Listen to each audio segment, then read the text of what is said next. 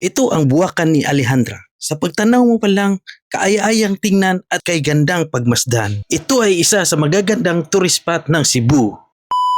Alright mga Mars and Pars, ito yung unang vlog ko sa 2025 kaya sa mga sumusuporta sa akin, give me some high five! Bumiyahe kami ng 1 oras mula Cebu City patungong Balamban, Cebu kung saan matatagpuan ang buwakan ni Alejandra na mahigit kumulang 30 kilometro. Malalaman mo lang na malapit ka na sa buwakan kung may makikita kang maraming fog dyan sa daan. Kung ikaw ay nagmamaniho, kailangan talaga ng matinding pag-iingat at dahan-dahan. May makikita ka rin na maraming pine trees na halaman kung saan nabubuhay ito sa magiginaw na lugar at kapaligiran. Ang Balamban, Cebu ay tinatawag din ng Little Baguio ng Cebu dahil sa maraming fog dyan na nabubuo. Maraming pumupunta dito na magkakaibigan, kapamilya o di kaya magjowa para mamasyal kasama ang minamahal. Ang lamig ng lugar na ito, kaya sa mga riders dyan, ito ang kanilang paborito. Lalo na tuwing linggo, maraming tao ang bumibisita dito. Ito yung palatandaan na dumating ka na sa buwakan ni Alejandra. May mga motor at sasakyan sa gilid ng daan na nakaparking at nakapila.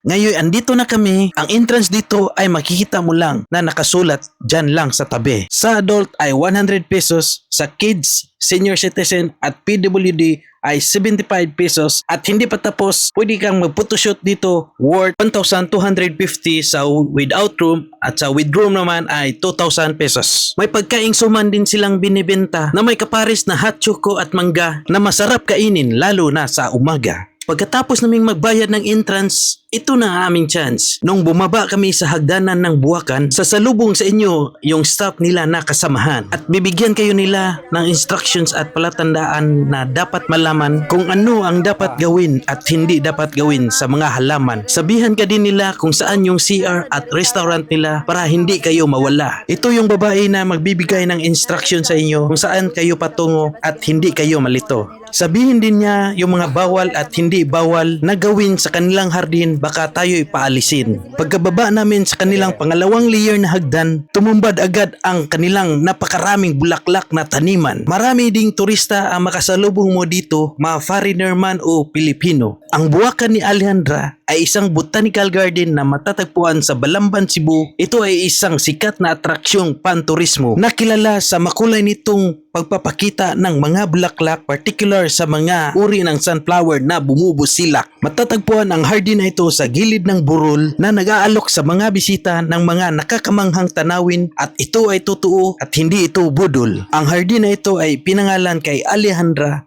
yung mismo may-ari nito at nagdanim at gumagawa. May staff din sila dito na sasalubong sa inyo na nagsisilbing photographer nyo para kunan kayo ng litrato mula unang hardin hanggang sa dulo. Walang bayad ito at libre lang, pero binigyan pa rin namin ng tip para yung pagod niya ay hindi nasayang. Kilala rin ang buwakan ni Alejandra para sa mga eco-friendly na inisyatiba na nagtaguyod ng sustainability at environmental awareness na ating makikita. Kaya ano pang hinihintay nyo? Kung may libreng oras kayo, bumisita lang kayo dito at sigurado ako kayo'y maaliw, mapapamangha sa view dito na hindi nakakasawa. At sa mga nanonood kayo na hindi pa follow and like sa aking Facebook page at YouTube channel, baka pwede tayo makahingi ng pabor, like and follow sa aking Facebook page and subscribe sa aking YouTube channel para may gana pa rin tayong mag-vlog at mag-travel. Maraming salamat po!